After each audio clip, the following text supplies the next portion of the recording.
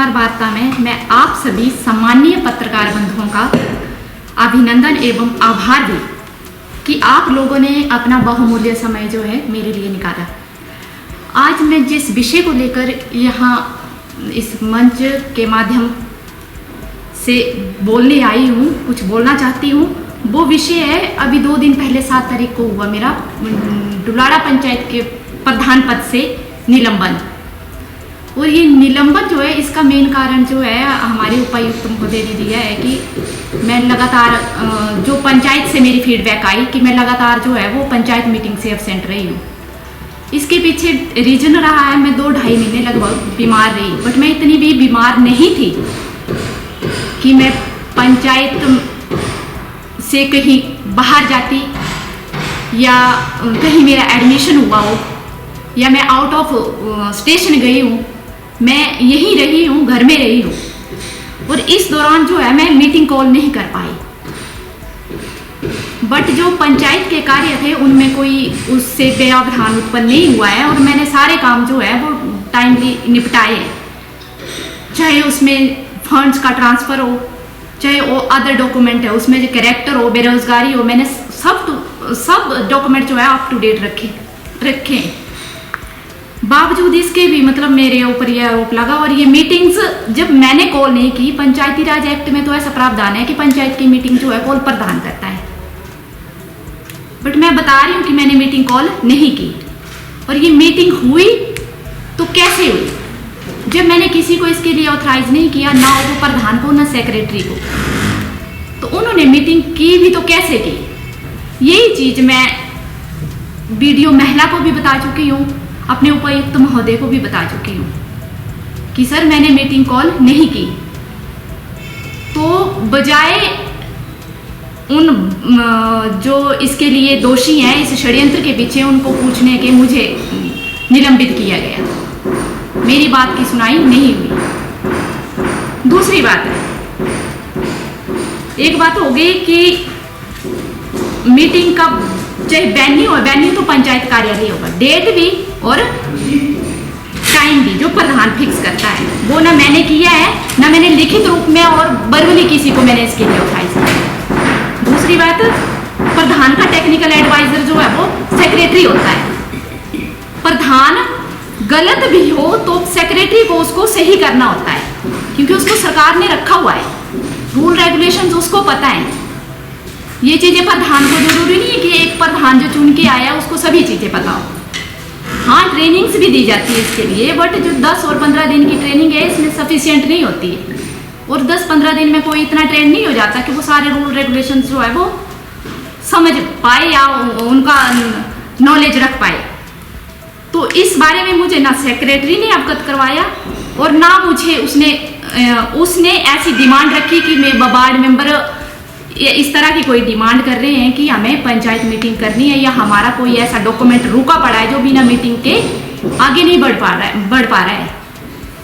ऐसी कोई इंफॉर्मेशन मुझे नहीं मिली। दूसरी बात, मेरे पास पंचायत में परमानेंट सेक्रेटरी नहीं था और जो अभी सेक्रेटरी जंगी पंचायत में पोस्टिंग जिसकी है उससे काम चला हुआ था। इस बारे में मैंने कई बार वीडियो में लगभग अवगत भी करवाया और मैंने परमानेंट सेक्रेटरी की डिमांड भी की, बट बोला हमारे पास उनकी तरफ से जवाब आया कि हमारे पास स्टाफ की कमी है, सो आपको मैनेज करना पड़ेगा।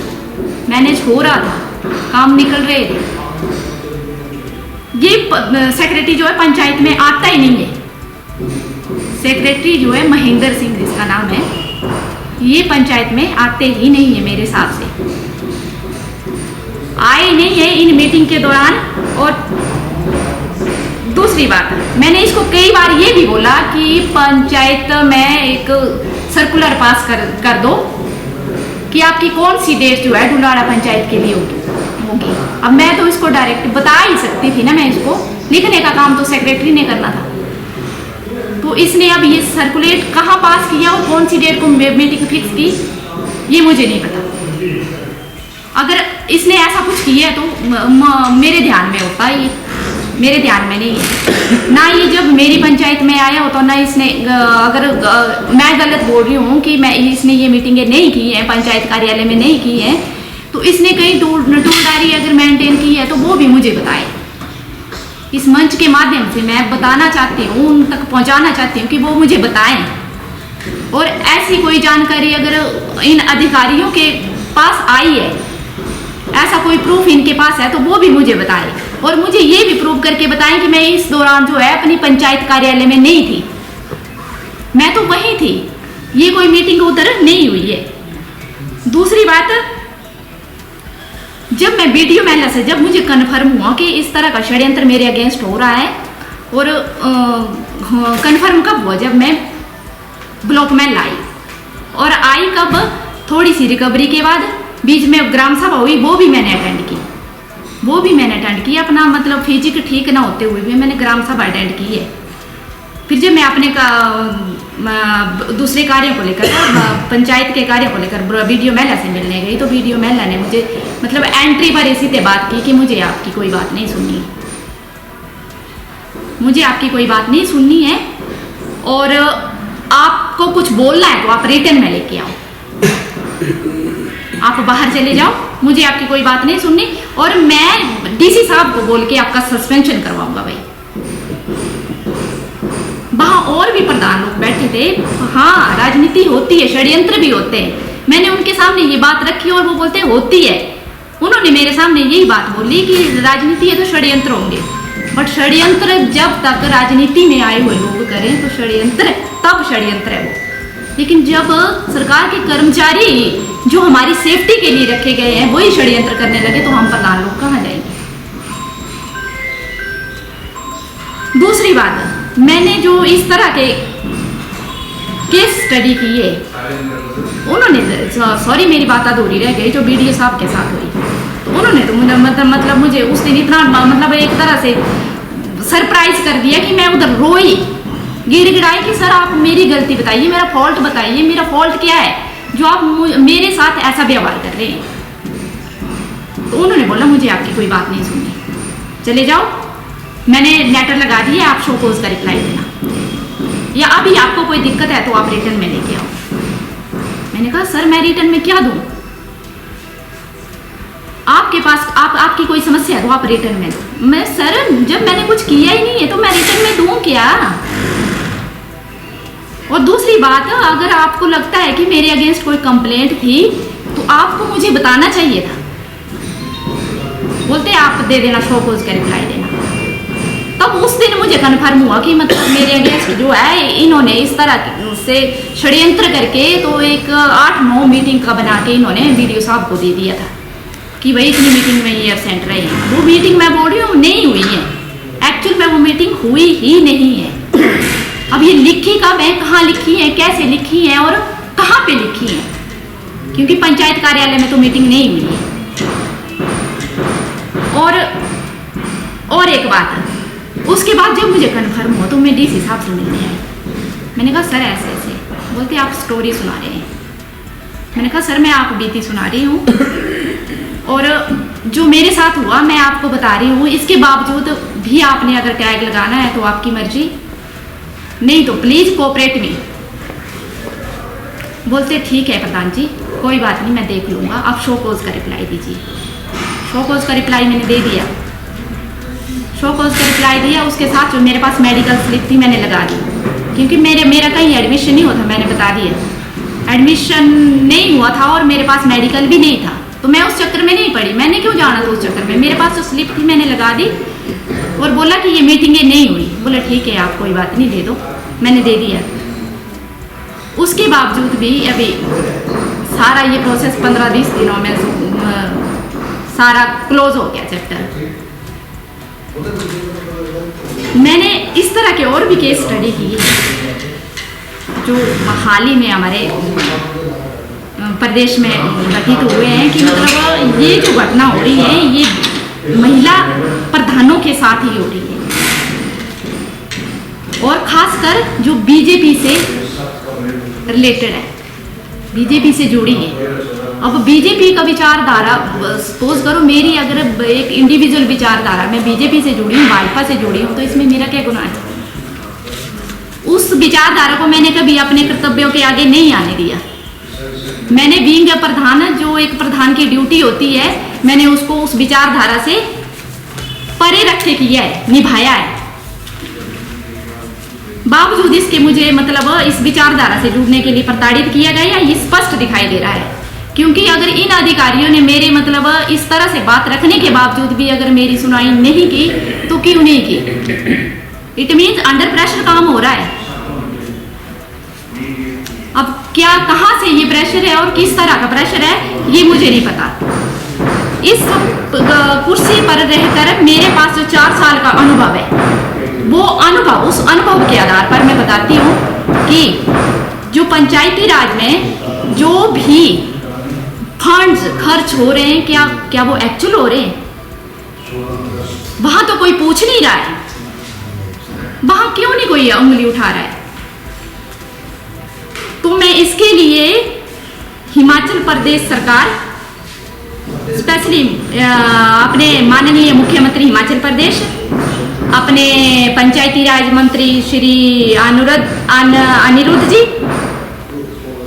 और पंचायती राज डायरेक्टर, इनसे मेरा आग्रह है कि अगर मनरेगा में हो रहे फंड का सही यूटिलाइज हो रहा है तो प्लीज पंचायतों का टेस्ट ऑडिट करवाया जाए और विजिलेंस इंक्वायरी करवाई जाए और देखा जाए कि क्या सही यूटिलाइज हो रहा है या नहीं हो रहा है।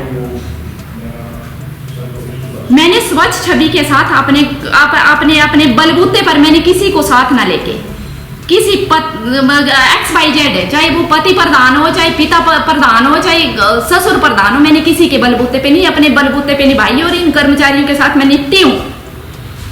और मैंने कैसे किया है वो मैं जानती हूँ।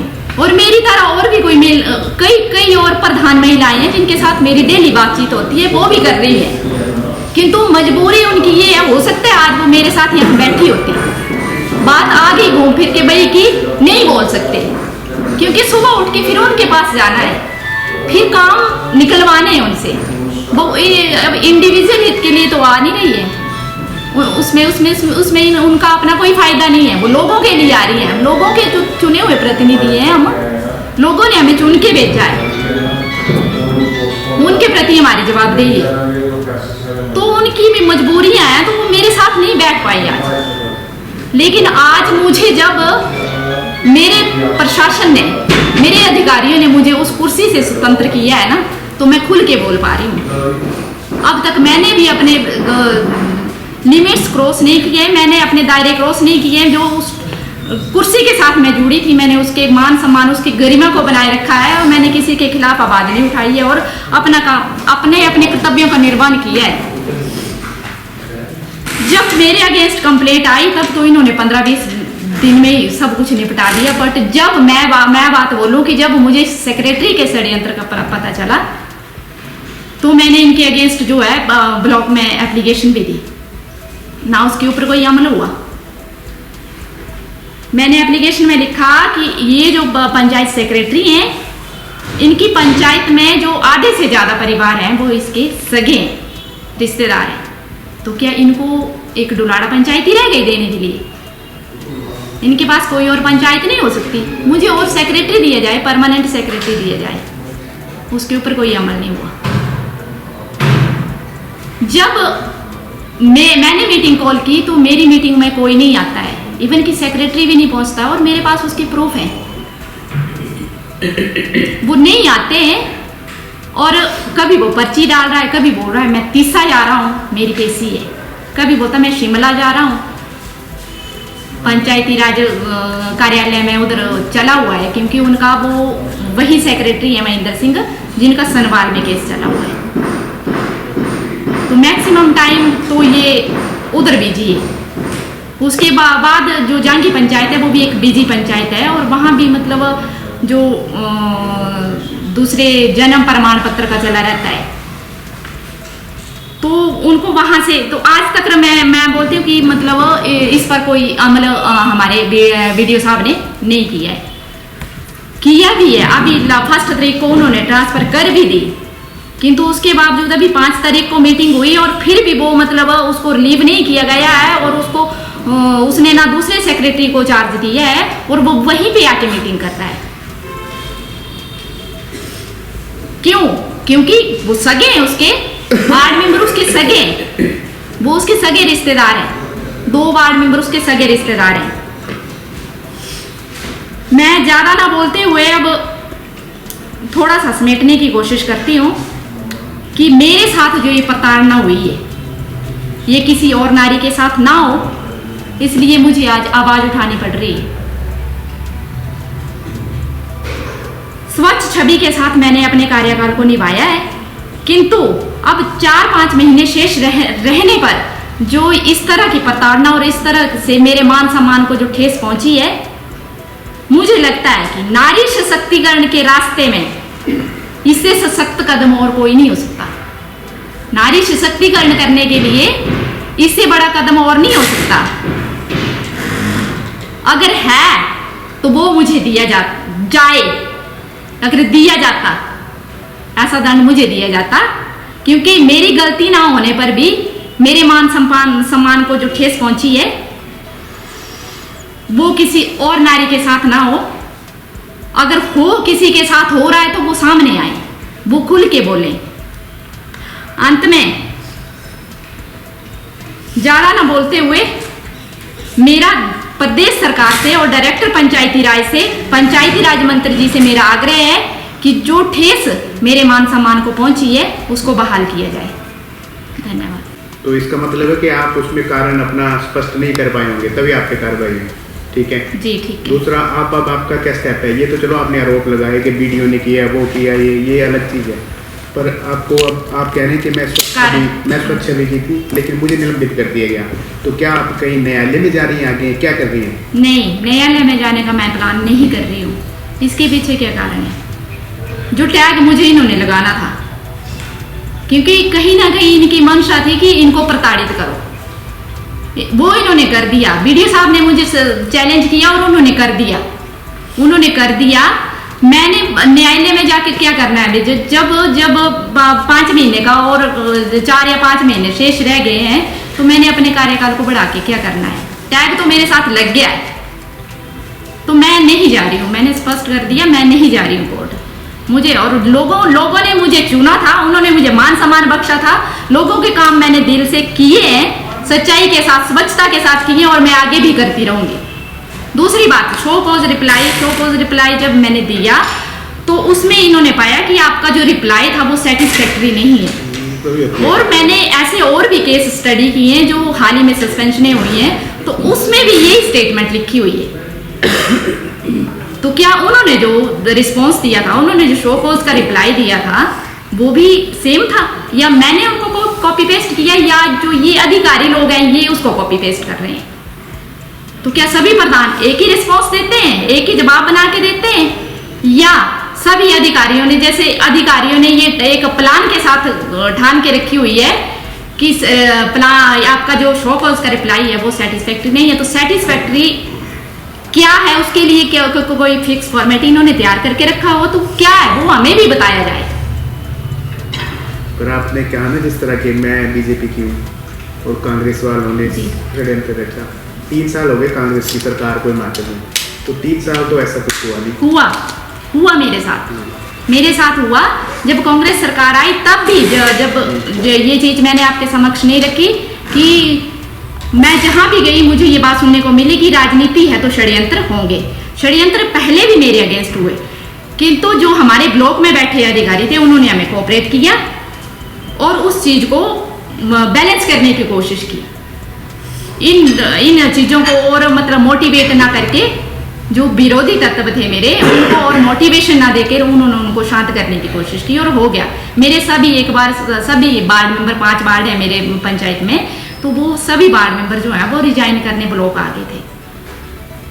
तब वो बीडीओ साहब थे हमारे मनीष सर, उन्होंने उनको किया सेटिस्फाई कि कर जाओ आप, कोई बात नहीं, आप रिजाइन करना चाहते हैं आप करो, बट आपका आरोप क्या है? उस टाइम भी इन्होंने आरोप लगाया कि प्रधान हमारे काम नहीं करती।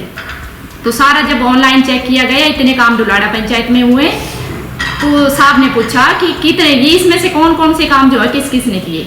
तो उन्होंने बताया ये मैंने किया, ये इसने किया, ये प्रधान ने किया। तो बोला ठीक तो चला हुआ है, और कितना काम चाहते हैं आप? रही काम की बात, तो मनरेगा की क्या गाइडलाइन है, आज इससे कोई अनभिज्ञ नहीं है। मनरेगा की साइट पे जाके देखो, डुलारा पंचायत में कितने काम चले और कितने काम चाहिए थे। वार्ड मेंबर अगर षड्यंत्र कर रहे हैं तो और इन लोगों को और कितने काम चाहिए थे। 100 जिस पंचायत में PMAY के थ्रू घर बन रहा हो और लगभग 1.5-2 करोड़ के अदर वर्क जो है, जिसमें चाहे भूमि सुधार हो गया, चाहे प्रोटेक्शन वर्क हो गया, ये सभी चले थे। तो इसके बाद और कितने काम होने चाहिए। हाँ, ये बात जरूर है, मैंने मिस यूटिलाइज नहीं किया है इस तंत्र में, मैंने मिस यूटिलाइज नहीं किया और औरों को भी नहीं करने दिया है, और उसी का ये आज मुझे जो है वो खामियाजा भुगतना पड़ रहा है। जिला परिषद वार्ड के अंतर्गत ही आती है लास्ट पंचायत है डुलारा पंचायत, और लगभग 4.5 साल तक जो है हमें साथ में काम करने का मौका मिला है। और 4.5 सालों के अंदर जो हमने पाया है, अब इनका क्या विषय रहा और क्या कारण रहे वो सारा इन्होंने स्पष्ट किया है। लेकिन एक सवाल जो हमेशा मेरे दिमाग में ये गूंजता है कि एक तरफ जहाँ सरकार जो है वो महिला उत्थान की हम बात करते हैं, और दूसरी तरफ जो है इस तरह की जो षड्यंत्र है, षड्यंत्र जैसे उन्होंने बताया पिछले 3-4 सालों से किया जा रहा था, लेकिन कोई भी ऐसा मुद्दा ढूंढ नहीं पाया है। ऐसा शायद ही मुझे लगता है चंबा में पहला ये कारण रहा होगा। कई प्रधानों के ऊपर भ्रष्टाचार के आरोप लगते हैं कि इसने इतने पैसे खाए हैं, या कहीं कागजों में गड़बड़ी है, या कहीं दूसरी कई सारे कारण ऐसे रहे हैं जहाँ में प्रधान जो है वो ये एक मुझे लगता है पहला केस होगा कि हाजिरी के मामले में जो है वो इनको जो निलंबित किया गया है, ये पहला कारण है। ये सब साफ स्पष्ट दिख रहा है कि ये बिल्कुल षड्यंत्र के तहत किया गया है। और एक बहुत बड़ी बात जो इन्होंने ये कही है कि जब भी मीटिंग कॉल होती है, ये तो स्पष्ट दिख रहा है कि जब मीटिंग कॉल ये करते हैं तो मीटिंग में सचिव तक नहीं पहुंच रहे हैं, लेकिन वो अपनी जगह पर्सनल पता नहीं कोई दूसरी जगह बैठ के मीटिंग कर रहे हो, इस तरह का षड्यंत्र पूरा प्लान कर रहे हैं। और प्रशासनिक अधिकारियों द्वारा भी इस तरह का न किया जाना, ये बहुत मुझे कहता है ये मैं निंदनीय कह सकता हूँ इस बात को, क्योंकि महिला उत्थान की हम लोग बात कर रहे हैं, महिलाओं के साथ इस तरह से, और पढ़े लिखे महिला 4.5 साल के अंदर इनका जो काम करने का हमने देखा, हमने साथ में काम किया है। पंचायत के प्रति हमेशा ये साथ करेंगे। आपने देखा होगा, आप सहयोगी भी हमेशा साथ करते हैं, अपने स्कूलों के स्टाफ की समस्याओं के लिए हमेशा DC ऑफिस में आके लड़ रहे हैं, कहीं पानी की समस्या के लिए, स्वास्थ्य के लिए, मेडिकल कॉलेज में। हमें कई बार मतलब ऐसा हम भी खुद बोलते हैं कि बार तंग कर रहे हैं, फोन करके चलो मन वही अपने साथ में प्लान जगह चलना है। तो ये चीज़ जो अपनी पंचायत के प्रति इतना कुछ कर रहे हैं और एक भी आरोप 4.5 साल में भ्रष्टाचार का नहीं लगा है, तो ये मतलब बहुत बड़ी बात। और मतलब पहली बार ऐसा केस होगा कि बिना भ्रष्टाचार के आप जो इस कुर्सी को छोड़ के जा रहे हैं, वो भी किसी के षड्यंत्र के तहत। रही बीजेपी कांग्रेस की बात, तो भाजपा समर्थ ऐसा नहीं है कि राजनीति है उसमें षड्यंत्र होना ये स्वाभाविक है, बहुत कुछ चलता है। लेकिन मैं फिर यही बात करूँ कि महिला, और मैं एक चीज जो मैंने सबसे ज्यादा नोट करी है हमारे चंबा जिला के अंदर, अगर आप सब लोग जो है रिकॉर्ड खंगाल के देखेंगे, जितने भी प्रधान निलंबित हुए उसमें सबसे ज्यादा अनुसूचित जाति और अनुसूचित जनजाति के प्रधान जो निलंबित हुए हैं, और सबसे ज्यादा उसमें महिलाएं भी होंगी, और जो बीजेपी समर्थित है वो भी है। ये मैं बहुत बड़ा क्वेश्चन मार्क जो है मैं ये प्रशासन के ऊपर भी खड़ा कर रहा हूँ, जो भी इनकी स्कीम इंक्वायरी जिसने भी की है, कि जितने भी देखेंगे आपको 90 से 95% जो वो अनुसूचित जाति अनुसूचित जनजाति के लोग जो है वो इसमें शामिल किए गए हैं, जिनको जो है ये बाहर का रास्ता दिखाया जा रहा है, वो भी बिना किसी कारण। ठीक है, कहीं अगर भ्रष्टाचार कर रहे हैं, कहीं गलत कर रहे हैं, तो उनको तो सजा आप दो, लेकिन ऐसा पहली बार हुआ कि मीटिंग में नहीं आए, और इस वजह से, और मीटिंग में भी कहाँ, जहां ये कॉल कर रहे हैं वहां कोई भी नहीं आ रहा है, और जो अपनी मर्जी सेक्रेटरी कहीं कॉल करके प्रधान की या वार्ड मेंबर या किसी दूसरे की अध्यक्षता में वो बैठक करवा रहे हैं पंचायत में। सचिव का अब जब हम लोग हैं, मैं खुद राजनीति में नया था, हमें नॉलेज नहीं है किसी चीज का, तो हमारे जो सचिव है या जो हमारे PA जिला परिषद है या जो भी हमारे स्टाफ है, वो हमें गाइड करते हैं कि आपने इस तरह से ये काम करने, हमें हर चीज, जैसे इन्होंने बताया कि ट्रेनिंग का 10 या 15 दिन में हम लोग क्या सीख लेंगे, कि हम लोग 5 साल के अंदर जो वो सब कुछ सिखाने वाले तो ज्यादातर लोग ही होते हैं, लेकिन जो कानूनी जो दाव पेच है वो सारा जो इनका फर्ज बनता है। और जो बार अगर वीडियो बहला के पास जा रहे हैं और वहां पे जाके इनकी सुनाई नहीं हो रही है, और सबको पता है कि जो पंचायत सचिव की इन्होंने बात करी कि उस पंचायत में रिश्तेदारी है उनके सारा, फिर बार उनको वहां पे भेजा जा रहा है, इतना वार्डन होने के बावजूद, और इतना केस ये हाईलाइट रहा है 30 वाला, और वही मुद्दा जो यहाँ पे आके दोहराने की कोशिश कर रहे हैं। और मुझे लगता है सबसे बड़ा कारण, क्योंकि मुझे भी प्रैक्टिकली चीज देखने को मिली है, सबसे बड़ा कारण एक तो ये रहा कि कई लेन देन की बात होती रही है, हमेशा विरोध करते रहे हैं, इसलिए कई बार इनकी फाइलें भी अटकी हैं, इनके कई बार काम भी लोग इनमें पेंडिंग रहे हैं, काम नहीं होते थे आगे, तो वहाँ हमें लड़ के जो कई बार इस तरह से निकालना पड़ा है। तो मुझे लगता है ये बहुत बड़ा कारण है। अगर हम लोग पढ़ी लिखी इस तरह से अगर महिलाओं के उत्थान की बात करते हैं और पढ़े लिखे उनको इस तरह से अगर षड्यंत्र करके बाहर निकालने का काम कर रहे हैं, किस तरह तरह से हम अपने चंबा को या अपने हिमाचल को डेवलप कर पाएंगे ना। अब सरकार ने 50% आरक्षण की बात की है, महिलाओं को आगे करने की बात कर रहे हैं, तो क्या इस तरह से महिलाएं आगे हो पाएंगी? क्या हमारी महिलाएं आगे आ पाएंगी? क्या महिलाओं को उत्थान हो पाएगा? क्या सामाजिक तौर पे हम लोग इनको ये बढ़ावा दे पाएंगे? क्या अपने कंधे से कंधा, आज बोलते हैं कि महिला अग्रसर नहीं है, हम लोग आज भी मैक्सिमम देखने को मिल रहा है। आप देखेंगे पंचायती राज में इनको तो हमने खुद भागदौड़ करते देखा, और कई बार आपने भी देखा जब यहाँ ऑफिस में आते हैं और खुद बात करते हैं, चाहे कोई भी ऑफिसर हो। आज मैक्सिमम मुझे लगता है हम लोग महिलाओं को तो कागजों में तो दे दिया आरक्षण, लेकिन आज भी पति प्रधान या जो भी है उनको पिता प्रधान जो उनको संभाल रहे हैं, लेकिन ये खुद कर रहे थे सारा कुछ।